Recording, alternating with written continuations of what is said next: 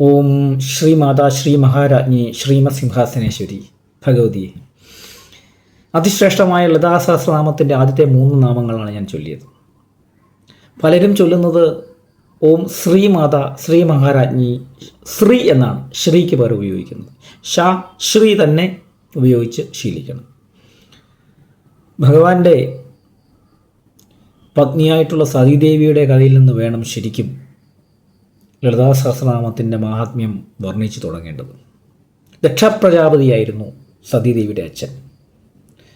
ബ്രഹ്മപുത്രനായ പ്രജാപതി ഒരിക്കൽ നാഗമന്ദാകിനിയിൽ സ്നാനം ചെയ്തുകൊണ്ടിരുന്നപ്പോൾ ഒരു വിരിഞ്ഞ താമരപ്പൂവിൽ ഒരു പെൺപൈതലിനെ കാണുന്നു.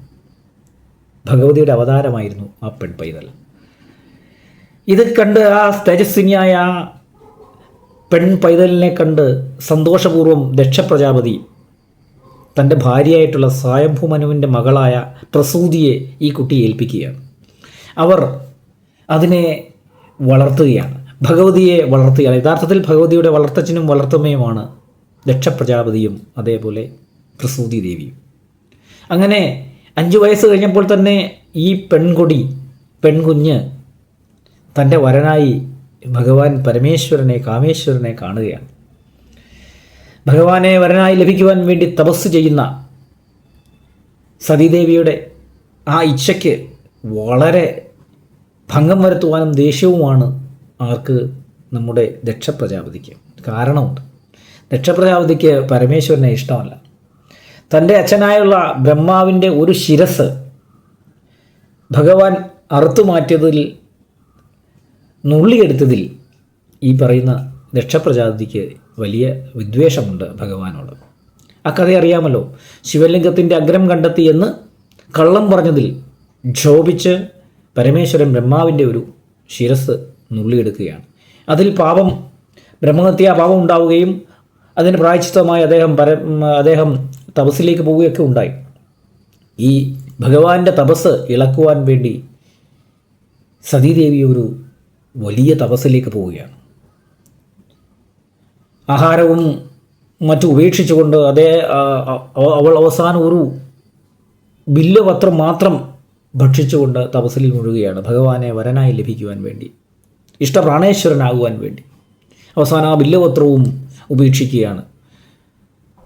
ഭഗവാൻ പ്രത്യക്ഷനാവുകയും സതീദേവിക്ക് അനുഗ്രഹവും തൻ്റെ പാതി ഉടലും കൊടുക്കുകയാണ് ചെയ്യുന്നത്. അങ്ങനെ വിവാഹം കഴിഞ്ഞതോടുകൂടി അവരുടെ നല്ല ദിനങ്ങളിങ്ങനെ മുന്നോട്ട് പോകുമ്പോൾ വേറൊരു സംഭവം ഉണ്ടായി. പ്രജാപതിമാരെല്ലാം കൂടെ നടത്തിയ ഒരു യാഗത്തിൽ ദക്ഷൻ കടന്നു വന്നപ്പോൾ എല്ലാ ദേവകളും എഴുന്നേറ്റ് വണങ്ങി. പക്ഷേ ദക്ഷൻ്റെ ജാമാതാവായ പരമേശ്വരൻ ബഹുമാനിച്ചില്ല എന്നുള്ള കാരണം പറഞ്ഞുകൊണ്ട് ദക്ഷന് പരമേശ്വരൻ്റെ മേൽ നേരത്തെ ഉണ്ടായിരുന്ന കോപവും വെറുപ്പും അത്യധികമായി വർദ്ധിക്കുകയാണ്.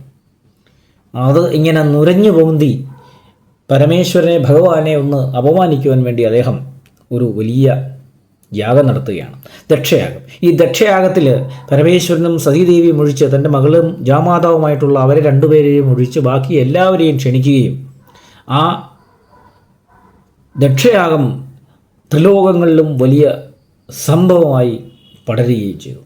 എല്ലാവരും ദക്ഷയാഗത്തിന് പോവുകയാണ്. ഇതറിഞ്ഞ സതീദേവിക്കും ആ യാഗത്തിലേക്ക് പോകുവാനുള്ള ആഗ്രഹം അത്യധികമായി വർദ്ധിക്കുകയും ചെയ്തു.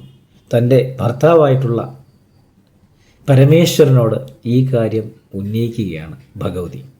നമുക്കിവിടെ നിർത്താം. അടുത്തത് എന്താണ് ദക്ഷയാഗത്തിൽ സംഭവിക്കുന്നത്? കഥകളൊക്കെ എല്ലാവർക്കും അറിയാം. പക്ഷേ നമ്മൾ ലളിതാ സഹസ്രനാമത്തെക്കുറിച്ച് പഠിക്കുമ്പോൾ, അതിൻ്റെ മഹാത്മ്യങ്ങളെക്കുറിച്ച് പഠിക്കുമ്പോൾ ഇവിടം തൊട്ട് തന്നെ തുടങ്ങണം.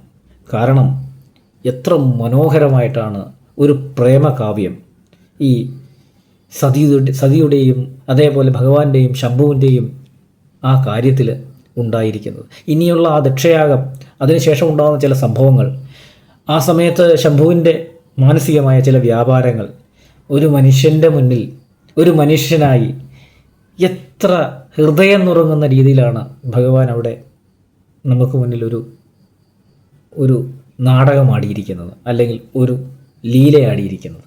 നമുക്ക് അതിനെക്കുറിച്ച് അടുത്ത പ്രാവശ്യം ചിന്തിക്കാം.